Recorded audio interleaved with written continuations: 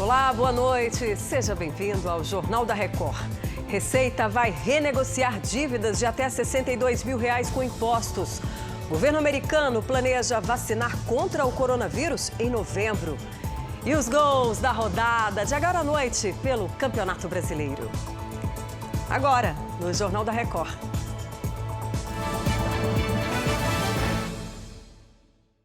Oferecimento Bradesco. Crédito com até 6 anos para pagar.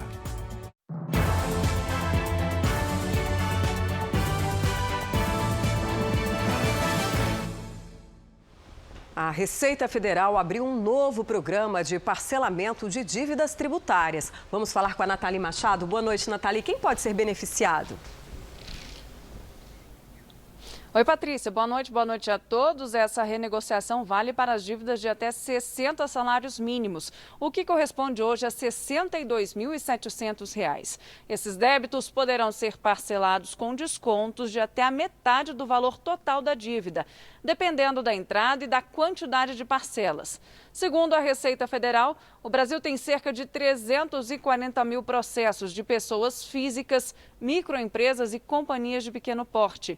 A dívida total passa de R$10 bilhões. Mas atenção, não será possível renegociar as dívidas do Simples Nacional, nem débitos de parcelamentos anteriores que não foram quitados. Patrícia. Obrigada, Nathalie. Agora a gente vai para o Rio de Janeiro para saber como fica a situação do governador Wilson Witzel com a confirmação do afastamento dele pela Corte Especial do Superior Tribunal de Justiça. As informações com Pedro Paulo Filho. Boa noite, Pedro. Oi, Patrícia, boa noite para você, boa noite a todos. Olha só, com essa decisão, o vice-governador Cláudio Castro, que havia assumido às pressas aqui o Palácio Guanabara na última sexta-feira, permanece no cargo. Por meio de nota, ele reafirmou o compromisso com o diálogo e com a austeridade. Esse afastamento de Witzel é por pelo menos 180 dias, mas a Procuradoria-Geral da República já adiantou que deve oferecer uma nova denúncia contra o governador e pedir a prisão preventiva dele. Wilson Witzel é acusado de envolvimento em um esquema de corrupção e lavagem de dinheiro na área da saúde, que também motivou um processo de impeachment na Assembleia Legislativa. E sobre isso, o governador tem até a próxima terça-feira para apresentar a defesa na Alerj. Patrícia. Obrigada, Pedro. 8 procuradores da Lava Jato em São Paulo pediram demissão coletiva. Leandro Stoliar, suas informações. Boa noite. Oi, Patrícia. Boa noite. Os procuradores enviaram o pedido de exoneração coletiva ao Procurador-Geral da República, Augusto Aras. No comunicado, eles se colocam à disposição para dar continuidade aos casos que conduziam até que seja feita a transição. O pedido de exoneração é visto como uma resposta às investigações internas sobre a distribuição de processos entre os procuradores da Lava Jato. A decisão do grupo de deixar a força-tarefa da Lava Jato no meio dos trabalhos pode dar origem a processos administrativos. Patrícia. Obrigada, Leandro. O Senado aprovou um projeto de lei que altera as regras de controle das barragens. A Virgínia Nalon tem os detalhes. Boa noite. O que foi que mudou? Oi, Patrícia, boa noite para você. As empresas que não cumprirem as normas de segurança vão poder ser multadas em até R$1 bilhão. A proposta foi aprovada 1 ano e meio depois da tragédia provocada pelo rompimento da barragem da Vale em Brumadinho. O projeto também proíbe a construção de reservatórios pelo método de alteamento a montante, o mesmo usado em Brumadinho, em que a barragem vai crescendo em degraus com o próprio rejeito da mineração. A proposta inicial aprovada pelo Senado previa multas de até R$10 bilhões, mas o valor foi reduzido na Câmara. O projeto segue agora para a sanção do presidente. Patrícia. Obrigada, Virgínia, pelas suas informações. Agora vamos aos dados da Covid. De acordo com o Ministério da Saúde, o Brasil tem hoje 3.997.865 casos de coronavírus, com 123.780 mortes. Nas últimas 24 horas, foram 1.184 novos registros de mortes e, nesse mesmo período, 51.309 pessoas se recuperaram da doença. No total, 3.210.405 pacientes estão curados da Covid-19 e 663.680 seguem em acompanhamento.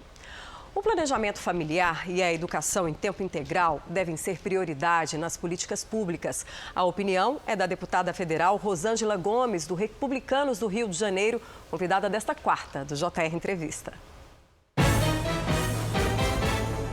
Na minha concepção, a criança tem que estar dentro da escola de manhã e de tarde. A criança tem que entrar às 7 da manhã, estudar, almoçar, à tarde fazer uma atividade, jogar um xadrez, um futebol, aula de música, cultura. Depois, jantar e ir para casa. A criança não pode ficar na rua. E nem tampouco uma jovem de 12 anos, 13 anos, no meu entender, ou um jovem com a mesma idade, pelo menos foi assim na minha época, nesse período a gente estava sonhando qual curso que ia fazer, qual faculdade que ia fazer, se movimentando para ter um futuro melhor. Hoje, nós vemos os jovens tendo filhos, né, muitos novos. Carregando armas, sem perspectiva, sem visão de futuro, sem comprometimento, sem responsabilidade. O governo vai encaminhar nesta quinta uma proposta de reforma administrativa que, entre outras questões, pode mudar a estabilidade de novos servidores públicos. E nesta quarta, a Câmara também anunciou que uma reforma que pode mexer com a carreira dos servidores da casa. Os detalhes com a Nathalie. É com você. Ô, Patrícia, esse anúncio foi feito pelo presidente da Casa, Rodrigo Maia, na noite desta quarta-feira. A ideia é reduzir os gastos a longo prazo, como a redução do salário de novos servidores em até 40%. As promoções de carreira devem ocorrer por mérito e serão estabelecidos critérios e requisitos para o servidor assumir novas funções comissionadas. Vamos ouvir agora o que disse Rodrigo Maia. O modelo do passado, eu acho que ele precisa ter uma página virada. A gente precisa ter um modelo de gestão pública de melhor qualidade, mais moderno, que atenda melhor ao cidadão, que atenda melhor ao parlamentar, que sirva melhor ao parlamentar. Acho que a gente vai poder não apenas economizar, mas a gente vai poder, como a reforma do governo federal, melhorar muito a qualidade do gasto público. Olha, esse envio da proposta de reforma administrativa ao Congresso movimentou aí o mercado financeiro nesta quarta-feira. O dólar fechou em queda de quase 0,5%, vendido a R$ 5,35. E o índice da Bolsa de Valores de São Paulo caiu 0,25% acima dos 101 mil pontos. O Centro de Controle e Prevenção de Doenças dos Estados Unidos enviou um plano de vacinação contra a Covid-19 para os 50 estados americanos. A nossa correspondente nos Estados Unidos, Evelyn Bastos, tem os detalhes. O plano prevê o início da campanha de imunização em novembro com doses limitadas e uma vacinação em massa no ano que vem. Os Estados Unidos têm 2 vacinas em fase final de testes. Uma delas é do laboratório americano Pfizer, em parceria com a empresa alemã BioNTech. A outra é a farmacêutica Moderna. Ambas usam o material genético do próprio vírus para estimular a defesa do corpo. O governo americano anunciou que não vai participar do programa da Organização Mundial da Saúde, que busca garantir acesso universal à vacina. Patrícia. Obrigada, Evelyn. Um estudo publicado num jornal europeu especializado em medicina concluiu que a hidroxicloroquina reduz o risco de morte por Covid-19 em 30%. A pesquisa feita por um instituto de neurologia italiano, em parceria com a Universidade de Pisa, analisou mais de 3.400 pacientes. Os resultados positivos ocorreram principalmente em doentes com estado inflamatório mais evidente no momento da internação. E agora o futebol. No Campeonato Brasileiro, Botafogo e Coritiba empataram em 0-0. Nos outros jogos, destaque para o Flamengo e Bahia, que fizeram jogo com 8 gols. O Flamengo foi até Salvador e venceu o Bahia por 5-3. 2 gols de Pedro, 2 de Arrascaeta e um belo gol de Everton Ribeiro. O Corinthians visitou o Goiás e venceu por 2-1. O gol da vitória saiu no finalzinho do jogo, com Danilo Avelar. Fluminense e Atlético Goianiense empataram em 1-1. Evanilson e Renato Kaiser fizeram os gols. No clássico cearense, o Ceará bateu Fortaleza por 1-0, com gol de Vinícius. O Atlético Paranaense abriu o placar contra o Bragantino com Geovânio. O time de Bragança empatou com Claudinho por cobertura.